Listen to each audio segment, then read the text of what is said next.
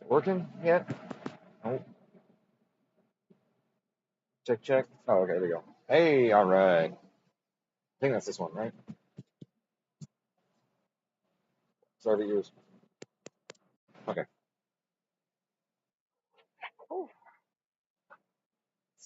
Hey, Mark. Yeah, I already put the seatbelt behind it for the chime already. What's up, guys? I'm happy to see ya. This is just a mostly stock car with a front mount on it. It's got a Mishimoto intercooler, but it's got the Cobb SF on it instead of the Mishimoto MAF housing, which is good.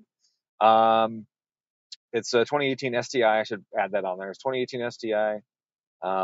And it's stock turbo, stock everything, just literally just a front mount with the Cobb SF. So for this, really, it's just a matter of it's also got IAT relocate. They put it in the charge pipe, which is great. That's an important thing for reliability and helping the ECU know exactly what the air temp is entering the engine. And then I think that's it. I think that's all this thing has. Um, yeah, stock exhaust and everything. So really, I'm just going to start with the Cobb map on this and change a handful of things that I do not like about it and fine tune a few things to get it running right. Since I canceled my Get a Dom Tune Cobb license a year or so ago, on radio? It is. A year or so ago, Tier 1 bought their own license, so I tuned for Tier 1. This is a Tier 1 tune. And because of that, um, I don't have a bunch of tunes to pull from to start with, like I used to, right, with mine. Um, and I can't open my old tunes because the software, right, because of licensing shit. So I can't open it and then do some compares and pull some stuff over and all that. So I have to kind of go from memory when I get a different year car in again with the Tier 1 account and then try and then find tweaks. So unfortunately, some of the tunes take longer than they should because even though I've done thousands of them, I can't just grab info and copy and paste it over. So that part really sucks. Um, so you have to pay for the opportunity to reuse your IP. Yes. Yep, that is correct, Mark. That is correct. And yeah, it's frustrating. I'm honestly really frustrated with a lot of the industry right now. Just to be personal about it, I'm really frustrated with a lot of stuff that I see. A lot of the dishonesty, the lack of integrity. It's really a bummer. It's really a bummer. So, but when you see what the leaders of our country have been doing for decades, it's hard. It's hard to not understand. Like kids learn from their parents.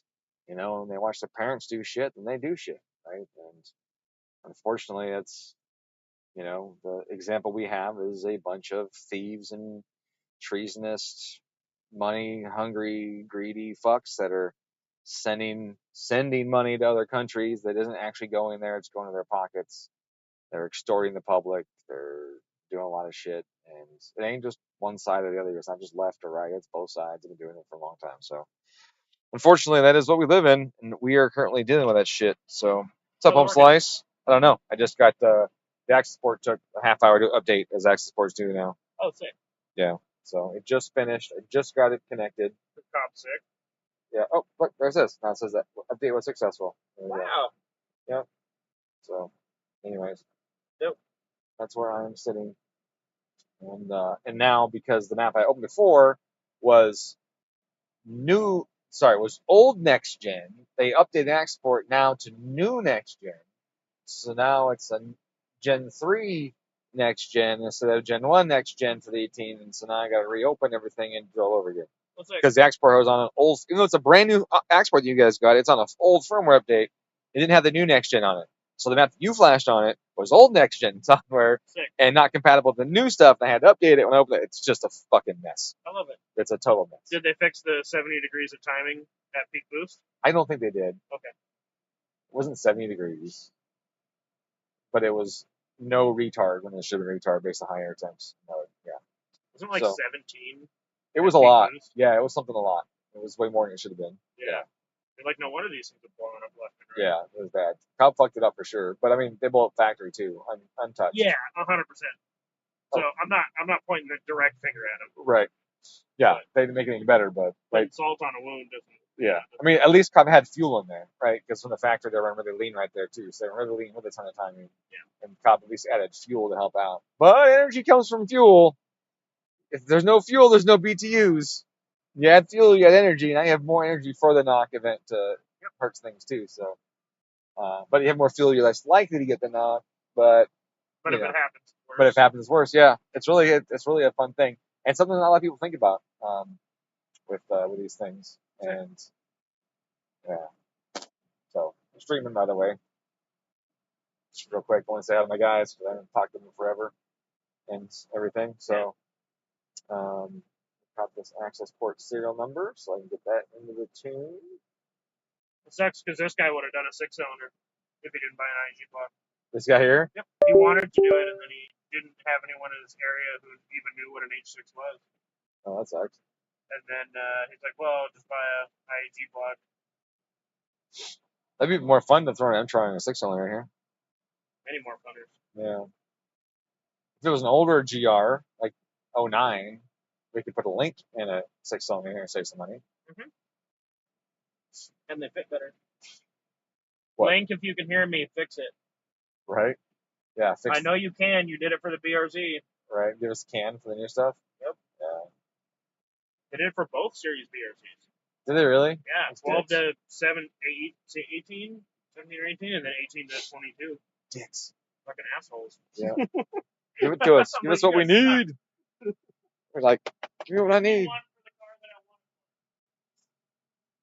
That's been the story of my life, though. It's not even a plug-and-play ECU. Uh-huh. It looks like a Fury with the right plugs on it. Like it looks like a Fury case with the right BRZ plug. Well, that's it's not sick. Even a drop-in board or anything. It looks like a sick-ass case that bolts in right where the FA does and everything.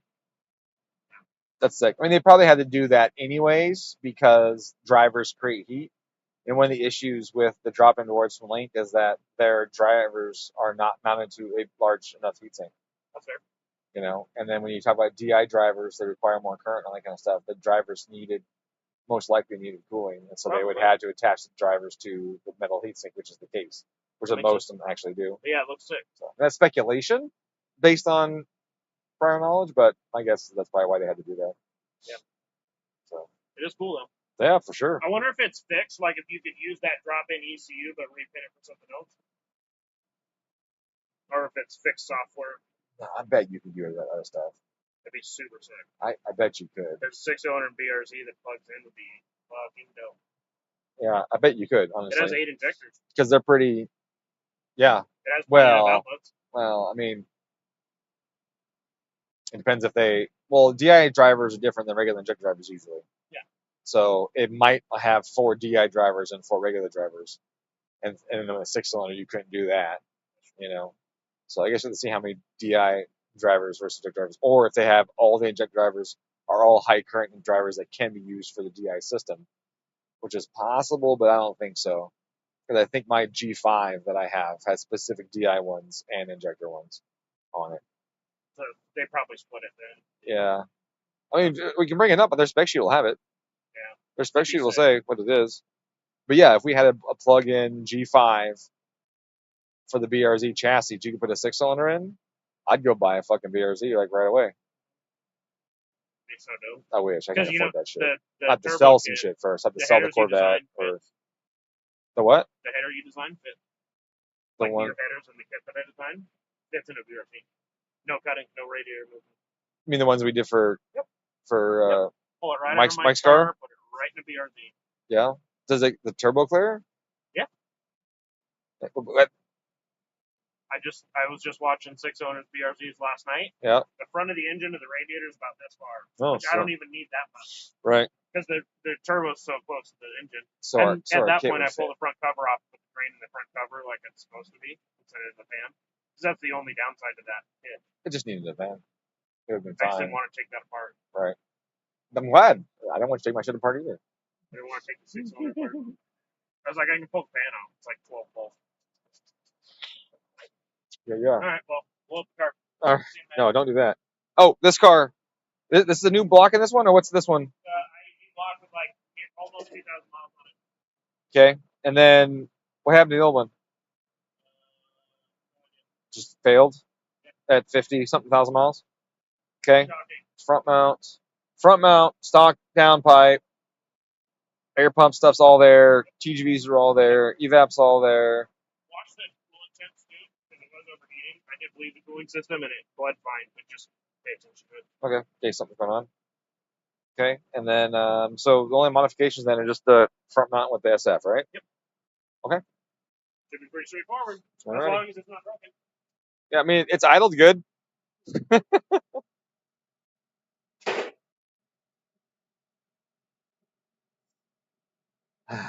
Hey, Kenneth. Hopefully you get into your thoughts on the RA block. What do you mean by that? Let's get a race car on the dyno. I know. Oh, it's Mike. Hey, Mike. You stop a 6-cylinder in my RS? Yeah, I actually started to stop. Actually, the one that went into Mike's car. So Mike Libby's the guy that commented above you. He's the one that had the VA STI. We did the 6-cylinder swap in like 7 days or whatever it was. Um, that 6-cylinder was out of my RS.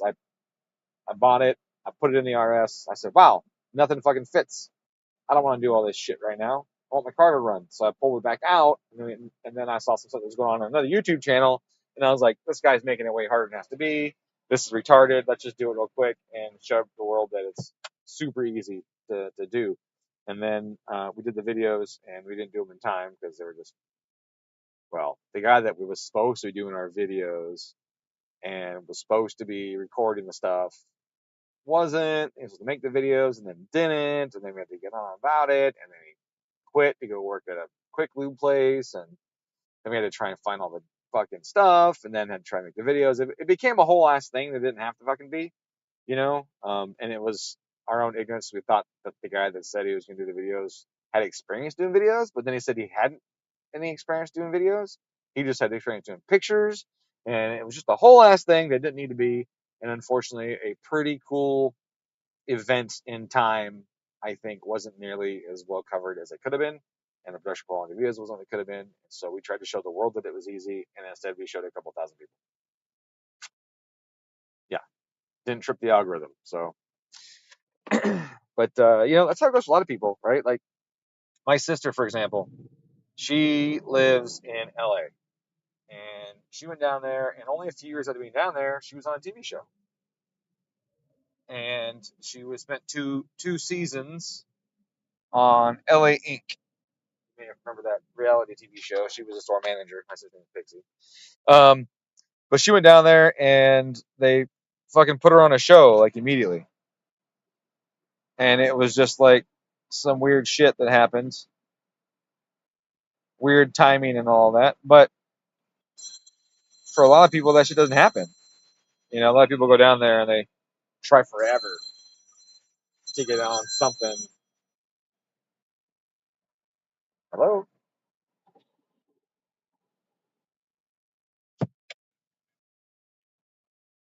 your car's already tuned, man. A different one? Okay. So, what's the other car?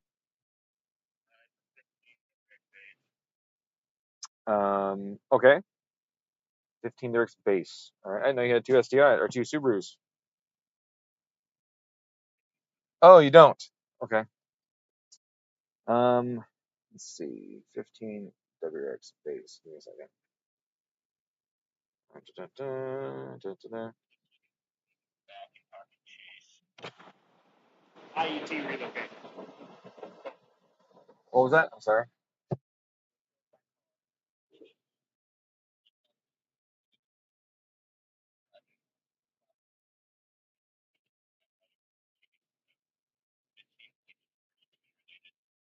Yeah. And what tune's on it?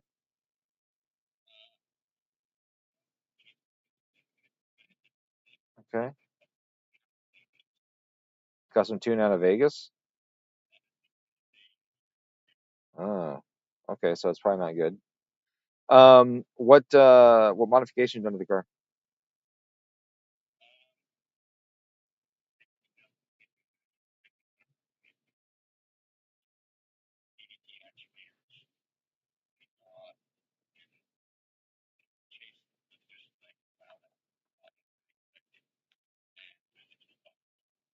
Gotcha. Sure. And it's not broken? Yeah.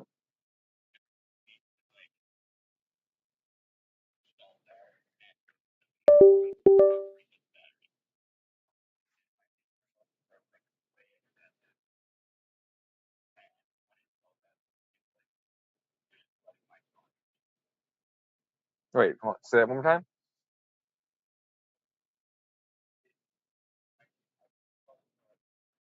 Uh-huh. Yeah. Okay. All right. And you said it's a 15? Okay. So did you have the injectors replaced yet?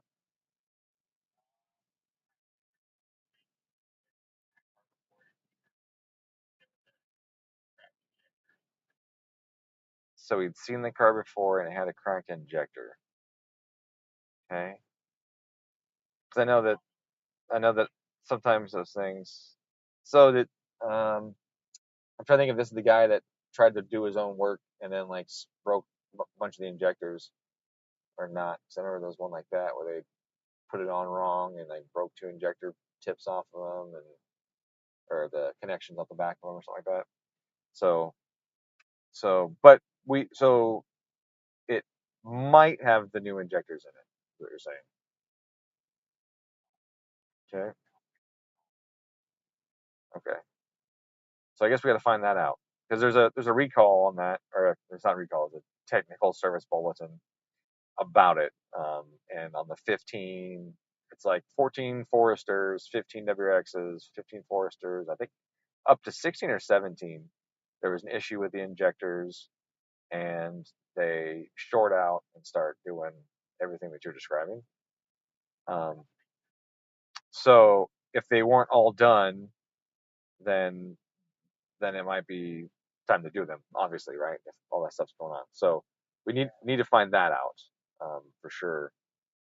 Um, and to know that, Chase is the only one that would know that based on the work order for the car, if he remembers the name of the guy that had it before you. Um,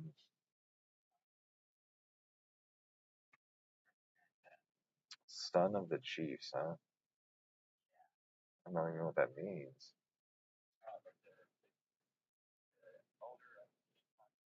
Oh, they got to own the hockey team. His son. Gotcha. Okay. Yeah, so definitely got to figure that part out because, well, depending on what intake's on it, right? Like, as long as it's got the Cobb on it, as long as it's like not a screwed up one and it's got a Cobb tune on it, then it should be really being close. And having negative 25 trims that come and go shouldn't happen. And with an Yeah, that's weird. Um, so have you tried putting on one of the regular Cobb tunes that comes on the Access port?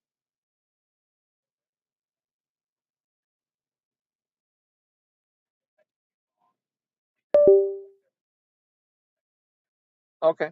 What you can do in the menu on the Access port is go to the spot where it says Restore Factory Tunes or Restore whatever tunes that Cobb calls them, and then it'll bring all the tunes back that the Access port comes with that are applicable to your car.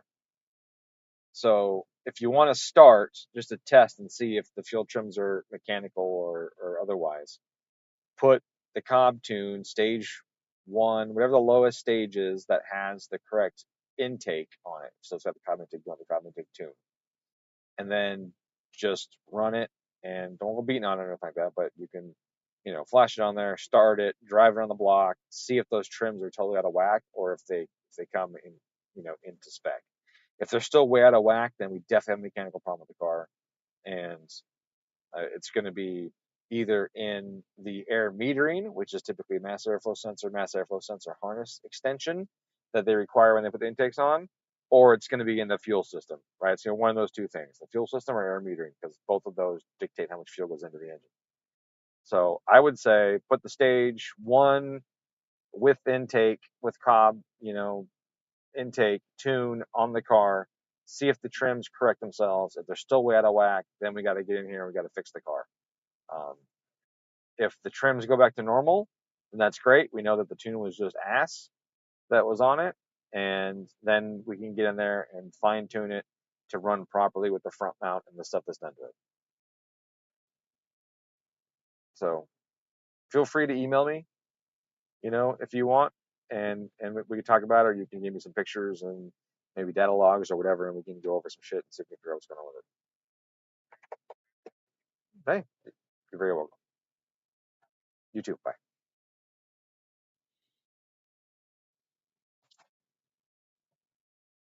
My dog is too small. All right.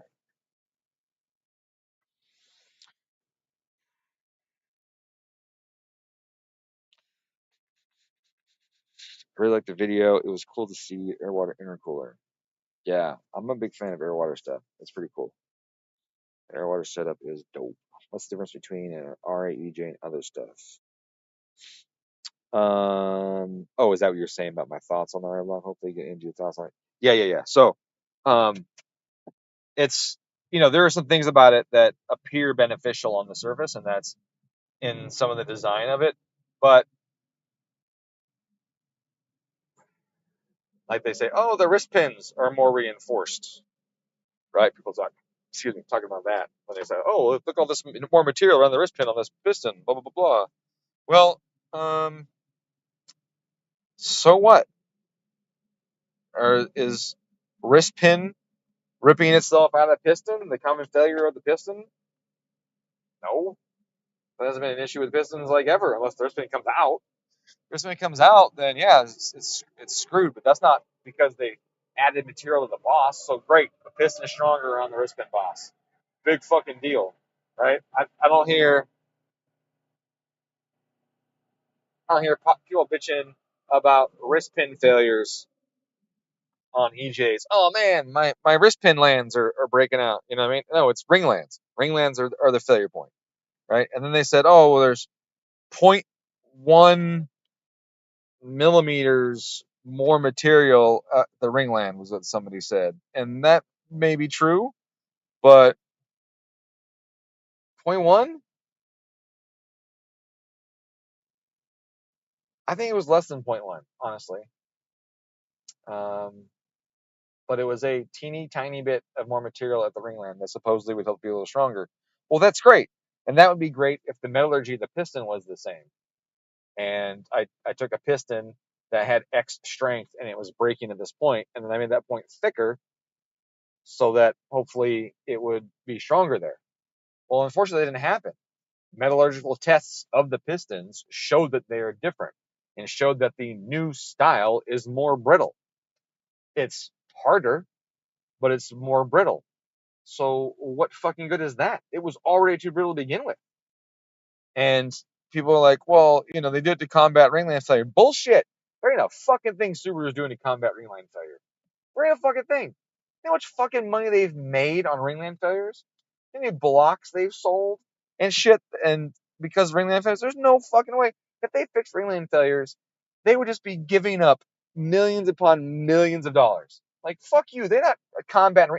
If they were combat ringland failure, they would have a cooling model on the cars. They would have fixed the cooling system on the EJ. The EJ would be rated 325 horsepower, 355 horsepower, or something like that, because they had to fix the fucking cooling system on it and made it so that you could actually make more power longer than you can. But they didn't. They didn't address the cooling in the head fucking anywhere. And in fact, on the 2-liter, they have the thick 2-liter case now, which all that is a fucking 2.5-liter case with a 2-liter sleeve in it. I have one at my house. I looked at it. It's a fucking 2.5-liter case with a 2-liter sleeve in it. They even, okay, so I've talked before about how the 2-liter is stronger because the mains straddle a smaller bore. Well, in that 2-liter case, they don't. they fucking don't. Because in that 2 liter case, behind the bore, they fucking cut it or they cast it bigger for a 2.5 liter bore. So the mains on the big, thicker, stronger 207 case that everyone's fucking shitting beans about is actually not a fucking upgrade. It's only an upgrade in that the cylinder walls are thicker because they're where the 2.5 liter cylinder walls were. The outer, I shouldn't say cylinder wall because it's not the cylinder wall. It's the block around the cylinders is thicker because it's just like the 2.5 liter. They just went whoop, made it a 2 liter case. It's got the same ribbing on top of the 2.5 liter, which they needed to add because the mains were weak because they had to open the bore up to make the mains weaker, or they made the mains weaker by opening the bore up. So, anyways, this new fucking laminate block, everyone says is so much better and everything, fucking isn't. And I have one sitting in my garage. I'm like, oh great, I bought this block because everyone said it's better, and guess what? It ain't. It ain't fucking better. And neither is the RA piston. So neither is RA block. Holy shit, the block weighs like 15 pounds lighter than a regular fucking EJ block from like a 702 or 703 casting. It might not be 15 pounds, but it's significantly less. And how do you make a block weigh less? You lower the density, you remove material. They didn't fucking make it stronger. So, anyways. Did I forget the O2 sensor? God damn it, I forgot the O2 sensor in it. Yeah, so now the 2 liter has the bigger cylinder supports like the 2.5 liter, and so now the 2 liter has worse cooling than it used to have. The old 2 liter had better cooling because where cylinder 2 is fed coolant right from the main crossover point, and that hopefully you guys know what I'm talking about because you've seen my cooling mod. Cylinder 2, at the front of cylinder 2 is where the water from the water pump comes in and then has to go across the bottom of the cylinders to get the 4, to go into the head, to come out of the head, and then go back towards the center of the block again to leave. Water ain't doing that shit, right? Water doesn't want to do that. Water just take the shortest path. It's going to go most of the way across the middle of the head, or the surface of the block, then go to the head, come back out, go to the middle port. There's not going to be any fucking flow out here on the outside edge of the cylinder floor like there never has been. The 2 liter had less of a problem because it had less material in the way. The cylinder supports were smaller, significantly smaller. And so where the water came in was a bigger, more open chamber. Bigger, more chamber around both of the cylinders to aid and flow through the whole thing. Now, it still has stagnant regions in the head. It just has less stagnant regions in the head. And now that big, awesome Wambadyne fucking 2 liter block that everyone's shitting bricks about is actually worse. It's a worse 2 liter block. Yay, thicker cylinder liners. Groovy. It's not cylinder supports. The liner is still the same thickness. But the mains, it's fucking back cut. It's back cut as if it was a 2.5 liter. So the mains are still straddling 100 or something millimeters of bore instead of straddling only 92 millimeters of bore. And so what does that tell us? Just more proof to pile on to all the other evidence that we've had that these fucking people selling this shit are full of shit. They're full of shit. They just want you to buy shit from them and tell you, oh, and I think it's also like confirmation bias. They truly want to believe that these changes were made to fix the issue that has been plaguing them for so long. They want to believe it, and they just immediately go, oh, look, it's better. It's different, therefore it's better. And not that, no, the piston is thicker at the ringland because they moved to a more brittle material from a different manufacturer. It's thicker there because it wasn't strong enough otherwise. For normal stuff, not because they still break like crazy. Like, oh, the cylinder sleeve is thicker, the 2 liter is now stronger. Well, the sleeve thickness wasn't the fucking issue on the 2 liter. It's never been an issue on a 2 liter. Right? The 2.5 liter is one that breaks the sleeves all the time, not the 2 liter. And then so they took the 2 liter, boop, now got all this meat. That doesn't improve shit. I guess the cylinder bore might do this a little bit less, but head gasket erosion in a 2 liter is barely a problem. Like, barely a problem. It's way less of a problem than the mains being weak and flimsy because the mains are supported by a strap of aluminum this thick that spans 100 millimeters, and you got hundreds and hundreds and hundreds, if not thousands of pounds of force pushing on this aluminum in the middle, right where it's relieved to hold the bearing. It's like this thick behind it. Like, that is clearly going to flex, right? Like there's no world where a piece of aluminum this long with this much taken out of it, a big scoop in the middle, and with thousands of pounds of force pushed in the center of it isn't going to flex, right? There's no world.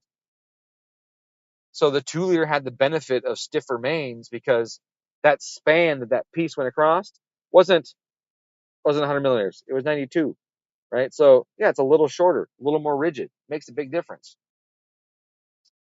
And they ruin that. But it's better, everyone says. So who knew this was going to be a rant video, right?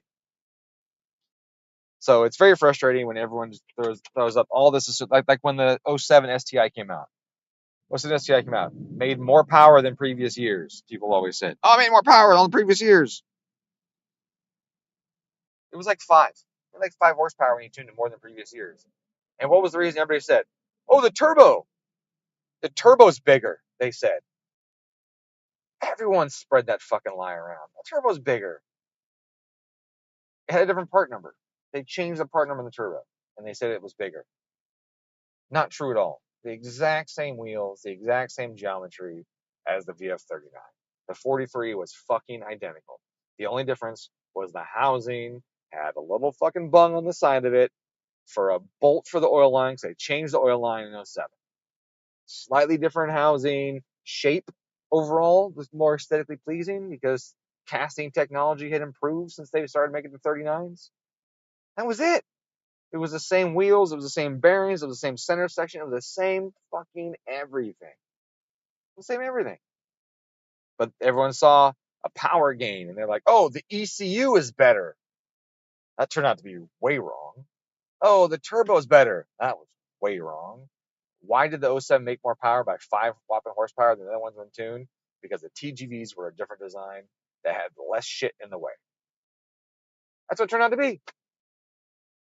And nobody talks about it. It's ridiculous.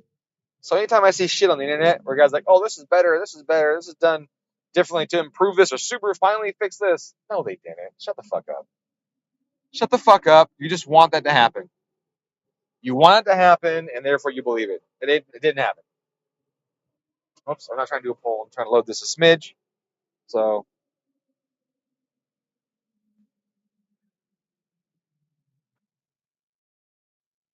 you should get a preacher podium. Yeah.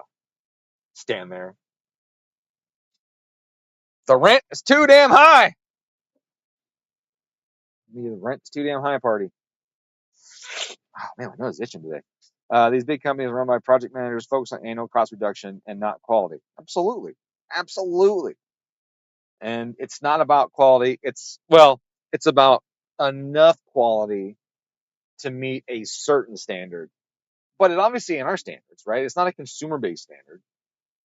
It's a dollar-driven standard, right? But it's not ours. It is not our standard. And I don't blame them as far as when the cars take a shit at 400 horsepower. They didn't build it for 400 horsepower.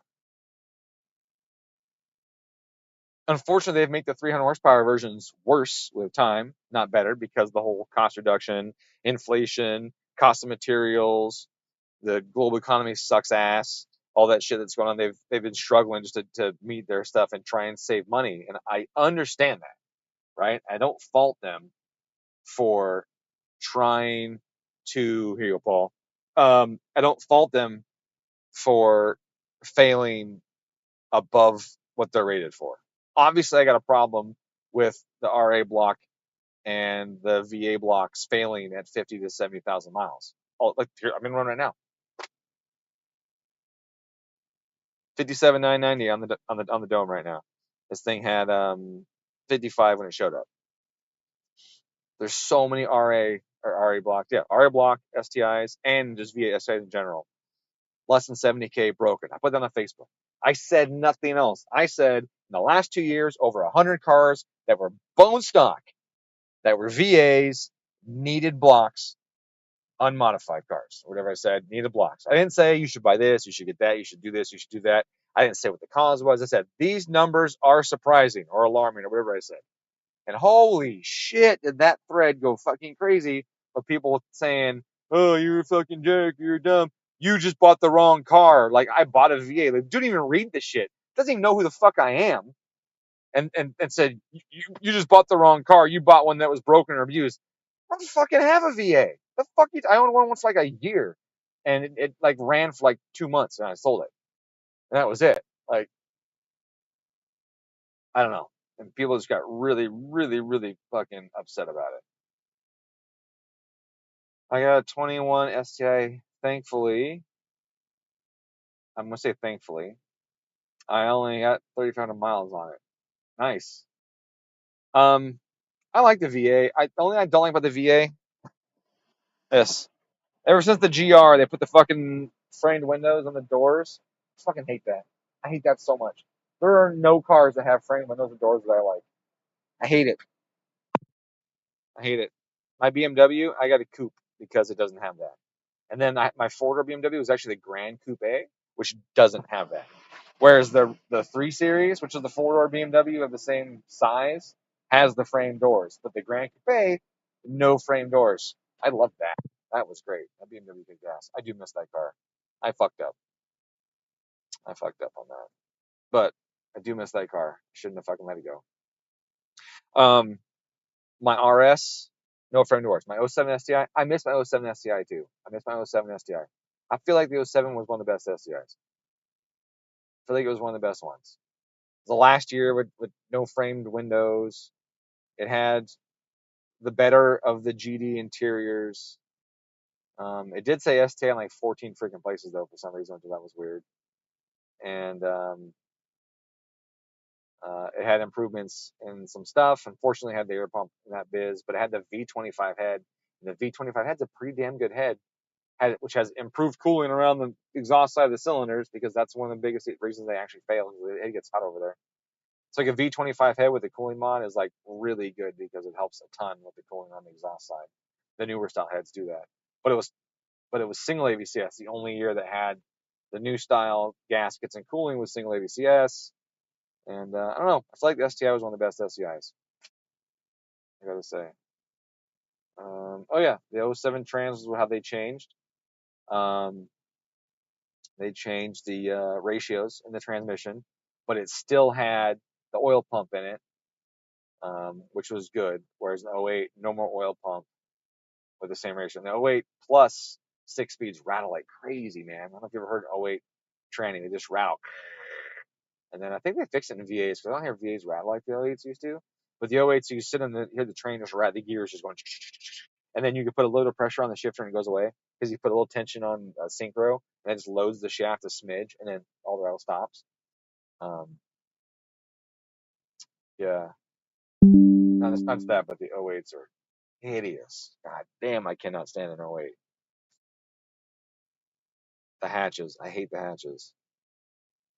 I don't mind the smooth body hatch though. For some reason, the narrow body hatch, I don't mind it. I dislike the flared hatch a ton. Oil pump train with DCC. Yeah, I totally dig it. It was good. And actually, I had that transmission. Um, when I sold an STI, I had an '06 transmission in it. Because I had taken the '07 and I had taken it apart. I put a front diff in it, and I put Legacy Spec B5 and 6 on it because the fourth to fifth gear shift was really small.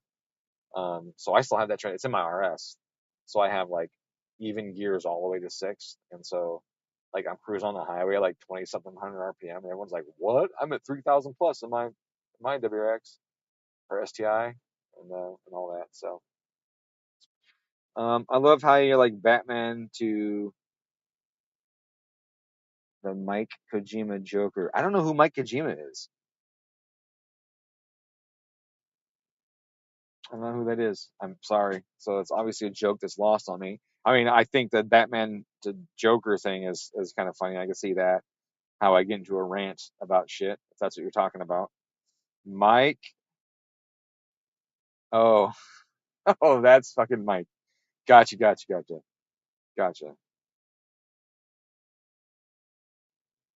Um, yeah. No, Mike's really nice. I like Mike. He's a really cool, kind guy. He actually also mentioned um, in one of his YouTube videos, actually in the comments of it, he was like, "Oh, I forgot to mention the cylinder for cooling mod." And then I said something. He said, "Thank you, Dominic, for coming up with this thing. We run it on a race car. I should have had that in my video and I didn't." He said, "But thank you for making the cooling mods and making our cars more reliable." I thought that was really cool that Mike said that. I was really honestly blown away because there's so few people out there that are cool at this time. I guess yeah, in this industry, there's some people that just are mean. All right, I need to get focused for a second. Give me a second here to get focused on this real quick because this guy's paying for a tune and I'm chatting with you guys. All right.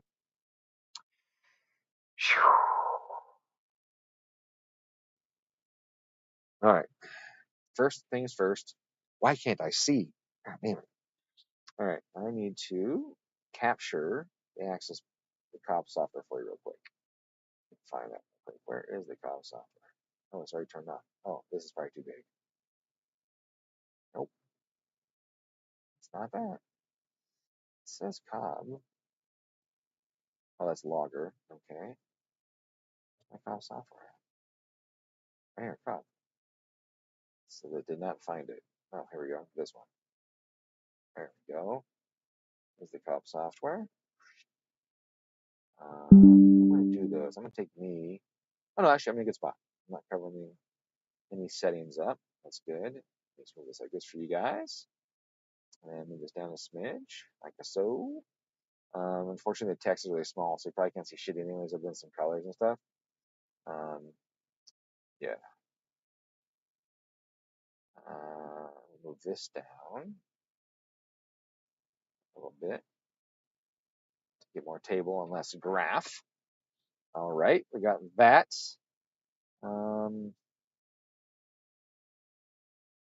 Okay, so what's deprecated? I don't know what's going on here. Honestly, it tells me this map is deprecated. Oh, no. Oh, motherfuck.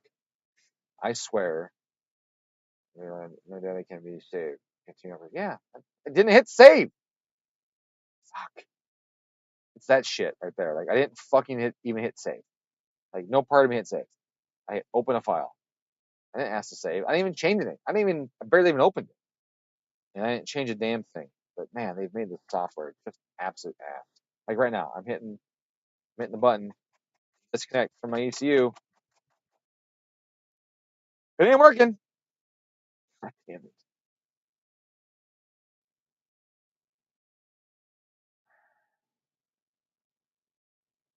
Can anything happen? Like, can it work, please? Oh, Jesus fuck. Can I do something? Am I still connected? Wait, did disconnect? Nope, still connected. Right here, little green light. Still connected. ECU. I can't even get out of it.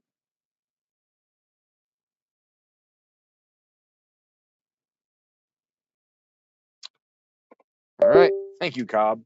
Thank you. I'm glad I updated the software this morning because it clearly made a huge difference in the quality of my experience here. Yeah, yes, I want to continue with my operation that you're not fucking letting me do. It is so worse. It's so much worse than it's ever been.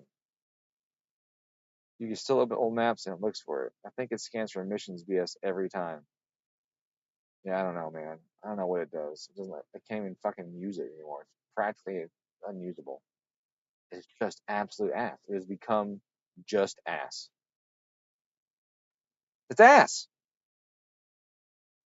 I don't even know how people can do it anymore. I just don't understand. I think it's worse than Haltech software. All right, let's try this again. 18 STI Gen 3 custom features. Yeah, Gen 3. Ooh, fucking Gen 3.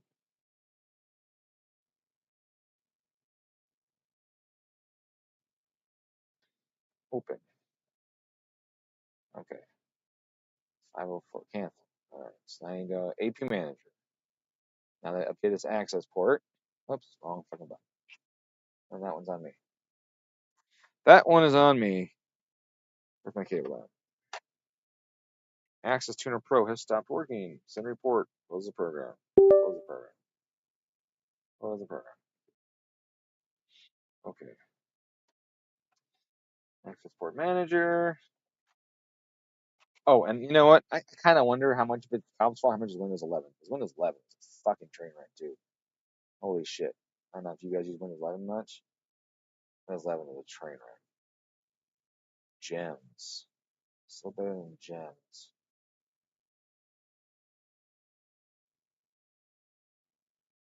Like, these are all the same ones. I just updated the access port and it said it was going to put version 401 on there.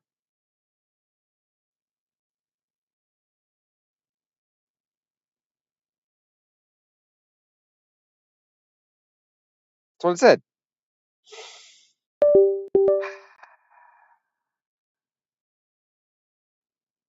I connected the access port. I opened the map that's on the car in the software. It tells me a module was found but does not match the currently selected module and access tuner. So I just switch and continue. It says it's using the deprecated CCF, and I currently have the Gen 3 selected. Bullshit? Because I flashed it. Oh, I think I did flash with the Gen stuff, didn't I? Fuck. All right. Well, I'm wrong that time. I'm wrong. So now we'll eject again. And I'm going to flash. I'm not even going to put the base map on here because I'm just too mad at it. I'm going to change the map. I'm going to put Cobb base map on here again with the new one that I'll have open, and then the real-time stuff will be correct. Reflash stuff will be correct. All that. And I got to scroll through 1,500 maps because I should have just deleted all of them except for the one I wanted to use. 93 octane. I want 91 octane. 91 octane. Boost select. SF. There we go. So that one was on me. I fucked that up. All right, let's turn this thing on. La la la la la. Car battery. Um,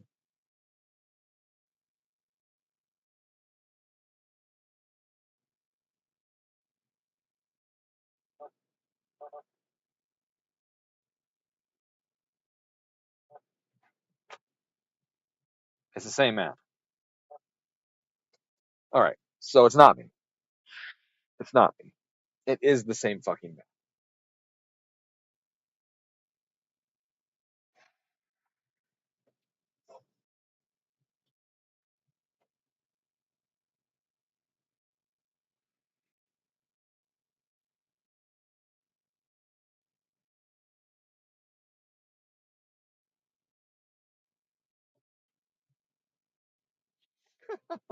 I didn't fuck it up. Okay, let's go back. Let's reconnect again. Let's go to the updates. What are the updates say? The updates show 15 to 21. That's WRX. Okay, so that wasn't for STI. All right. Okay, here's STI. Features off the shelf for USDM STI 209. Oh, fancy. Fancy. And this is August of 03. So they haven't touched anything since August 03. Okay, so what the fuck's going on then? Okay, so what's going on is that the only part that's Gen 3 about it is the other stuff, I'm guessing. So the map that I have on the car is going to be stage 1 SF 91, boost select, regular, which I thought I had opened. I swear that's the map I'd opened. Okay. It's being deprecated, upgraded. Why would you not update your own fucking maps? Why is the map on the access port a fucking deprecated map? The fuck? Come on, Cobb. Are you fucking kidding me? So, the map that's on this access port that you download, that it fucking does on its thing, is an old map. How does that make sense? Wait, let me guess. I have to delete everything and then restore OTS maps, and then I'll get new ones? Is that what's going to happen? Am I going to restore these maps, and then it'll give me the new ones with this new firmware update? Non-deprecated maps? Will I get those? Or is it always just going to be a deprecated fucking map on the access port?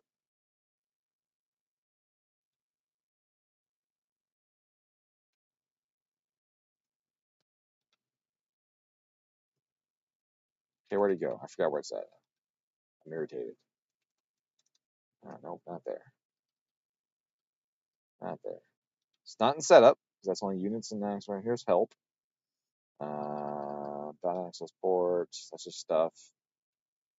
Installed state. It is installed. Yeah. Button context, demo icon. Where did this fucking section go? I thought it was under tuning. Adjustments? I don't want to be there. Yeah, okay.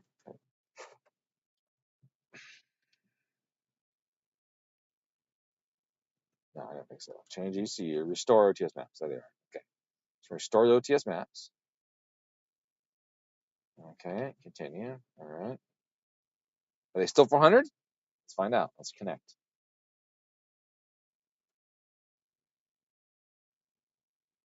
They're still 400. So the maps for this port that show up are fucking deprecated out off the bat. Sweet. Good job. Okay. Deprecating. Upgrade to stage 3. So, okay, fine. So, yes, I'll upgrade it.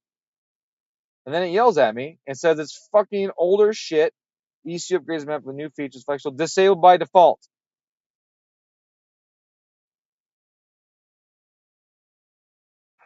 It's not a flexible car. And then I tried to change something and said this is in read-only mode. Can I change this time? Oh, now I can change it. Fuck you. Can I save it? Okay. 40. I'm gonna call this 401 just because it's gonna be no longer deprecated. You're welcome. I'm doing your fucking job for you. It's no longer a deprecated map. Well, unfucking changed. Hit that. Save this. Is it gonna work? And am I still only read only with the car? Because when I was connected to the car, I was telling me I couldn't do anything with it because it was in read only. A module was found but does not match. Right. Okay. Okay. So now I have to flash this map that I changed fucking nothing on. Okay. So now I got to flash the no longer deprecated map on here, even though that should have been what they did in the first place.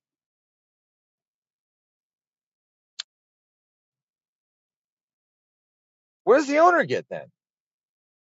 Like, if they don't have a tuner to do this and they download the maps to their access port, what the fuck do they get? They get old shit. They get deprecated maps. I mean, they changed something clearly, right? So what'd they change? If they changed nothing, then why am I doing this in the fucking first place? They clearly changed something. So what'd they change? And if they changed it, why isn't it available to the person who bought the fucking access port in the first place? It should come with the new shit. You buy it, you update it, should have the new shit. It shouldn't be this fucking bullshit. Wow, there's a lot of flashing going on.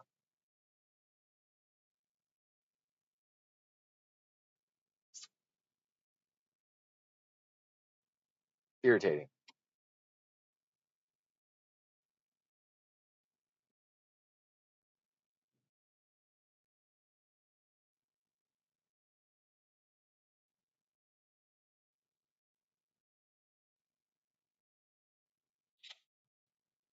I already updated it.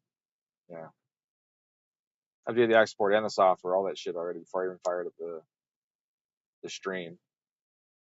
It's just retarded that it doesn't update the maps on the access port. Like, how? Why would it not do the maps on the access port? Why would they not go to the new map on the access port? It just doesn't make any fucking sense. Update the access port, go to the map on it, install the one that's available, and they're like, oh, by the way, it's an old map. Then why is it on there? You fucking pricks. Well, I'm glad I waited 30 seconds to start swearing. Otherwise, this video gets flagged and they can't monetize it because there's so much swearing at the beginning of it, et cetera, et cetera.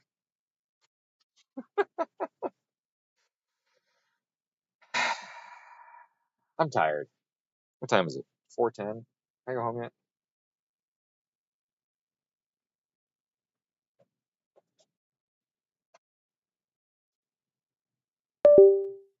I just, I just want a company to do a better job. A company that charges $700 or something for this thing to do a better job. a company that charges every tuner a bunch of money to be a tuner and stuff, and push their product and all that to do a better job. That's what I want. I'm gonna do a fucking better job. I'm gonna stand behind their customers more. They don't do it anymore. They don't stand behind their customers. They don't treat them like they're the reason they're in business, which what they used to do. Cobb used to be awesome. They were so awesome. They cared about the customer. They knew the customers why they were business. They knew the customers why they had that business in the first place. They don't. They don't do it anymore. You're just a number. You're just a fucking purchaser. You're just a fucking consumer cow. Wow, this runs like shit now. What the hell do they do? I do have all the Cobb OTS maps from 1914 for green speed. Yeah, I mean, I do too. Like, I have everything that I've always had, right? I mean, on my other laptop, my the laptop that I had that I tuned on for fucking many, many years. All the maps are on there. They're all saved. And every time I had a new model, I would copy all the OTS maps off the access port and put them in the folder.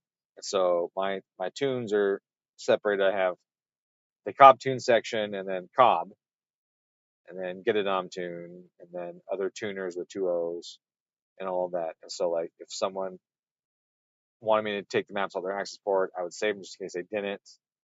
I guess change their mind. Or if I was taking them off because fuck that guy, I just threw them in that folder anyway. So if the guy wanted it back, I could give them to him. So I got a bunch of tuners from other tunes, but obviously I can't open them, right?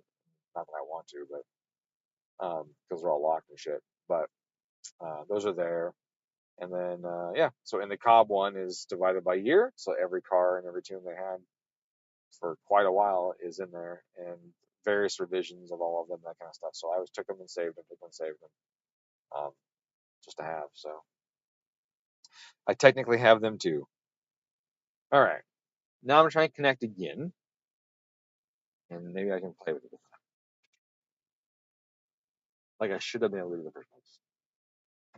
Okay, so I need to check the IAT compensation maps because, as I explained before, Cobb fucked those up big time, and they made the cars very unsafe.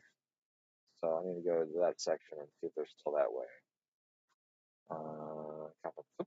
Compensation, take air temp. Okay, that's what they have in here. That's close to factory, looks like. Looks like stock, but maybe it's off a smidge. Let's see. Yeah, they did change this one. How much they changed? Oh my god, they changed a lot. So there's what it is. Oh yeah, they changed a lot. Okay, and then the activation. Oh, they did fix that. Okay, that's cool. Oh no, that's factory. That's back to kind of. Oh, they did. They did fix that. So creating that video and saying "Cobb fuck this shit up" actually did something because they fixed it. Um, kind of right. They fixed this table, which I'm very happy to see they fixed this table, and that's great. That's good news. Um, but they still reduced the amount of retard based on intake air temp dramatically. I mean, it's got a 158, they're pulling 350. Now, with the location of the intake air temp sensor in the math, honestly, this makes sense to some degree because it doesn't really matter. It doesn't even know what the air tip is going in the engine. This one does, though. This one has an IAT relocate.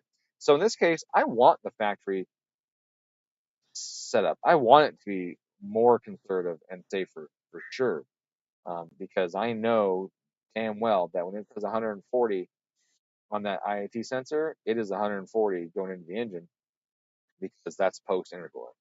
I think they zeroed this one out, and I'm happy with that.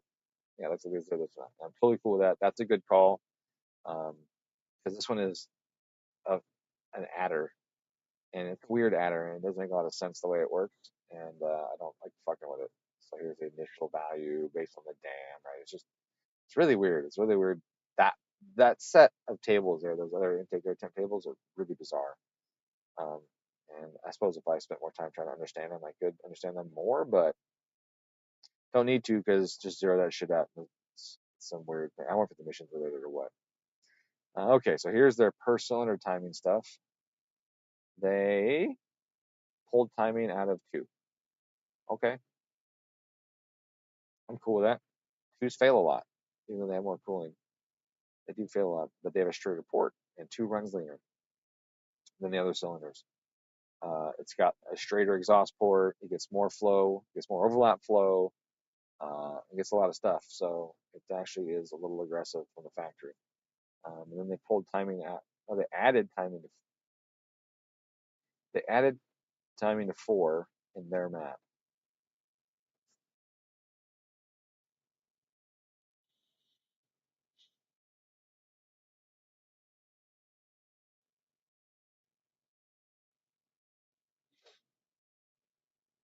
So they added timing to cylinder four and they reduced the retard with high ITs.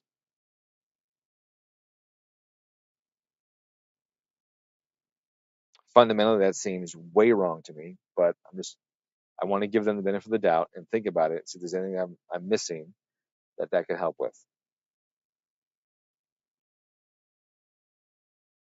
I don't. And I feel like this is something that you would do if you started getting a rash of cylinder three failures, right? Oh, cylinder three's failing a bunch, and which would indicate that three is getting more knock than the other cylinders.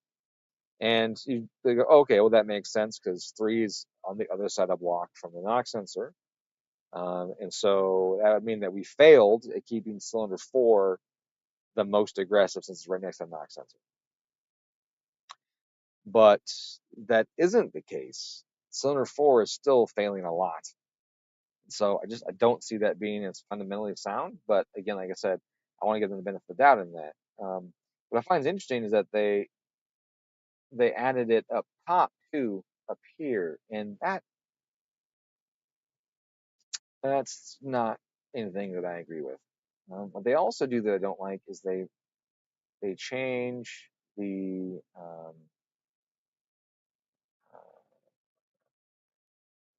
what's this guy? They've changed.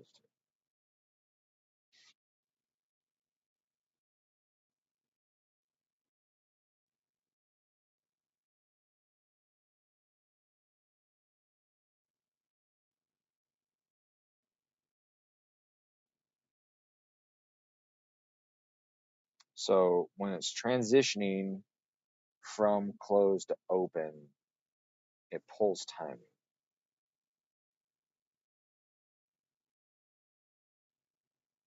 So I dig that. I don't dig that they zeroed it out. I actually dig this table from Subaru. It's really cool because that means that this ECU has identified that the load is high enough that we would probably want to run it open loop. I like that because that means we've identified that it's high, but we haven't got to where we're adding fuel yet. Because in the emissions world, we had to um, keep it lean for the emissions test for a period of time before we can enrich it up.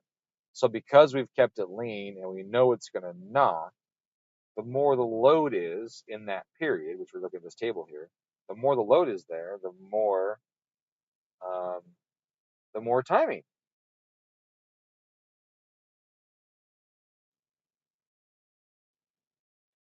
that pulls. The more the load, there's more time it pulls until you can get the fuel on it. I like that table. That table is an engine saver.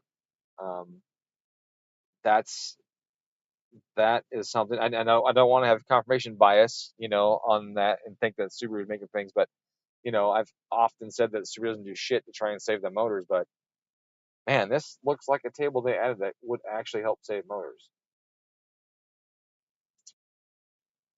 Uh, could also create some hesitations, which is why people would want to get rid of that. Now, I see Cobb zeroed this table out, and I assume that they zeroed this table out because in the fuel section, they've changed these transitions and they've changed when they come in versus factory, and they've changed the delay time. I would think, although delay is untouched right here, that's based on parametrics. So um, here we go, thresholds, delay active. So Okay. What's that one? Here we go. Wait.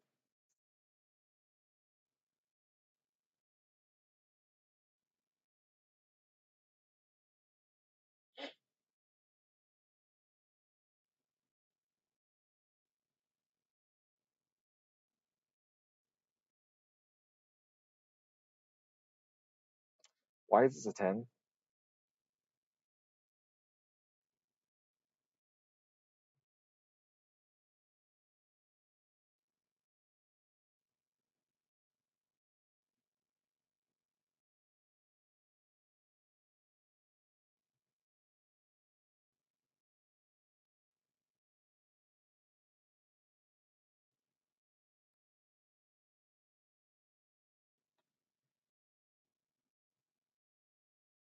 Why did they make it all?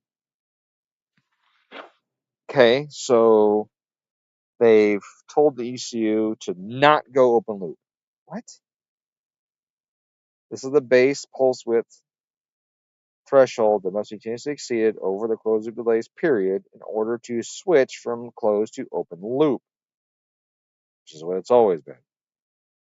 When the pulse drops below the value by this table, the potential switch from open to closed loop will begin. So they're keeping it closed loop longer, and then they remove the timing cut that happens during the delay period. What is going on?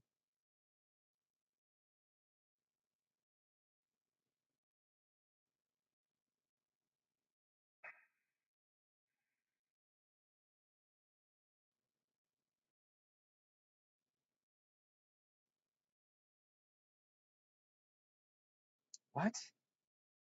Dude, something's fucked up. Something doesn't make sense.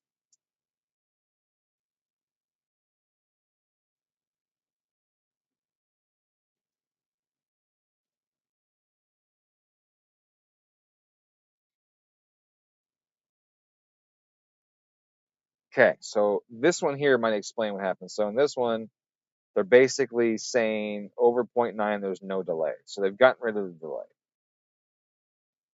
So they've gotten rid of the delay at any high load. So that timing table being 0 is totally fine because it would never exist, right? You basically wouldn't find yourself in that spot at any high load because they've moved this threshold down. So that makes sense. I can follow that now. Okay, I get what they're doing. They change here versus stock. So this being 0 makes sense because over zero point 0.9, which is right here-ish, they're saying this zone is never going to exist. There'll be no delay in that zone. And if you look at the table, sure enough, that timing retard doesn't even happen until 1.15. So okay, so that now makes sense. They remove that timing pull because that situation is never going to exist because according to what I just showed you a second ago and this other table here, this one, no delay can happen from the factory one. So the factory you can see it's 5, 2.9, 2.1. So that table is active in this all the time. But they changed it to be 0.9. So this is the maximum calculated load to allow for delay if one is called for. Okay. So they've eliminated the delay over zero point 0.9 load. Now that to me is a little aggressive on the safe side. And that's okay. And I'm fine with that. That's okay on the safe side. So they get rid of the time pull because they'll never hit that spot. There'll never be a delay over zero point 0.9, so therefore that table never exists. That's fine. I'm cool with that. I'm fine with that. I don't like the extra timing on cylinder 4, though. I don't like that. They with hysteresis, too. Oh, that's a big hysteresis. I don't like that. I don't like this because zero point 0.9 with a 3.5 hysteresis is 0.6, which is practically idle, which means you could trip it driving down the road while accelerating, and it would take an excessive amount of time for it to come back in the closed loop. I don't like that one with the 0.9 thing. If that 0.9, uh, if the 0.9 one was 1.1 and this was 0.3, that would be a little better, I think. I could see that better. And then the hysteresis up top should be higher, in my opinion. They lowered it, which I find really weird because even in the factory they raised it up.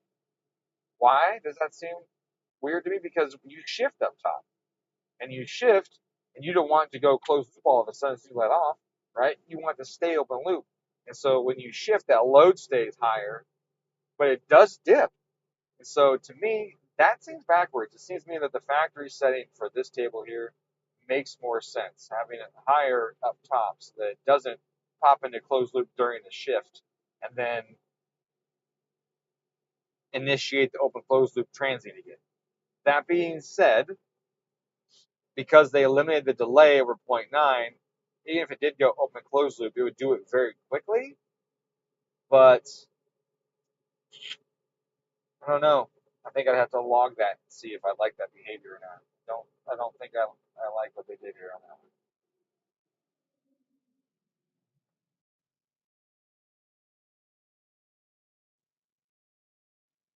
Yeah, I don't think I dig that. I think that history should stay higher up top. I think it should be higher. And you see factory went up high, which makes sense. You're shifting up high. You don't want to pop closed loop really quick. You want to stay open loop. I would think that that should be close to the factory values. Do that. That's what I'm gonna do. And you guys know why I did it.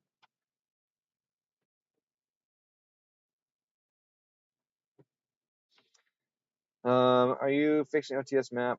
Yes. Tried sending a super chat to help you cope with the software difficulties. It won't go through. It just refunded me. Huh. Well, I appreciate it, Jason, very much. Um, apparently, you're not allowed to like me anymore. I must have tripped the algorithm in the wrong way. I'm being shadow banned. Yeah. Who knows? Who knows? This is still a little aggressive in my opinion. Honestly, I'm gonna raise this up. I'm gonna be like 1.1, 1.2, 1.1. It should be atmospheric pressure. I should be able to have the atmospheric and not have it pop into power enrichment. I should be able to tap the throttle in the sixth gear a little bit and get to atmospheric without it popping into power enrichment. Which is what an open loop really is. Is really it's an open loop power enrichment phase on this on these ECUs. So I like that a lot better. I don't totally dig what they did there. That one I don't understand what this one's about though. This one kind of scares me.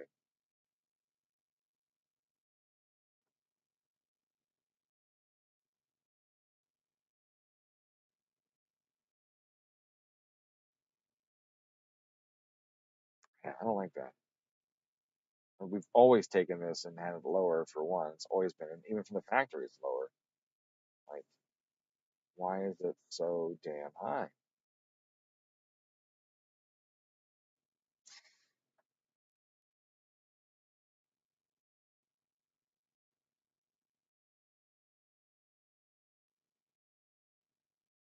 Yeah, when it drops below this based on hysteresis. Well, what's the hysteresis supposed to be? Well, where you go? Here's hysteresis. 0.25. Yeah, I don't dig it. I don't dig it. I don't dig it, Cobb. I don't agree. We'll find out. Maybe there's some behavior in here that's actually compensating for um, that um,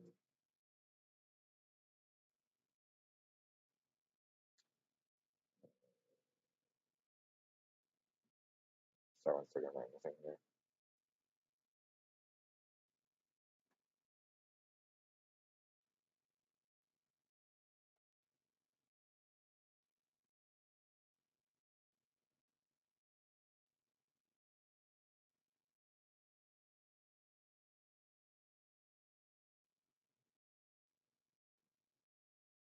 I'm gonna piss again.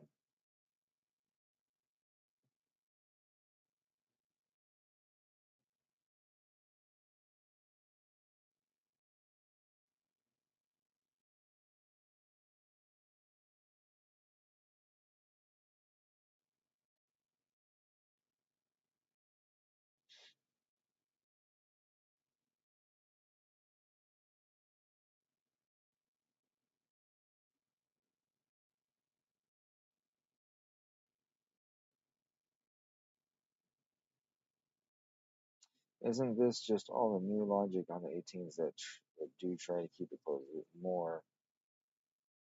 I wish my fucking thing was based on various factors. There's nothing new about it. I mean, there's some new ones, but this section is pretty much all the same as it's always been. Closed loop targets not modified though. That's kind of ooh what? Yeah, see that's weird to me. Why is a closed loop not?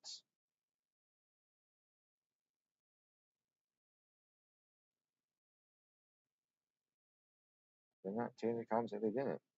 That doesn't make sense. Why would that not be done? Not a fan. Not a fan. Closed loop target. Definitely want some closed loop fueling added in here at these high loads. Like, in what situation do I want a 1.6 load to have a 14.5 AFR? Like, there isn't one. It doesn't fucking exist. So I don't like that they have that there. Oops, I found that more fuel. I don't like that. That's bizarre to me. Doesn't make sense. But maybe we'll find out. Maybe I broke it. Maybe when I do this, it'll actually break the table, break the logic, and it won't target a richer AFR closely. But I'm gonna try and find out. This one had a 2 on there. Okay, that one had some on there. What was it there? Just that one spot though.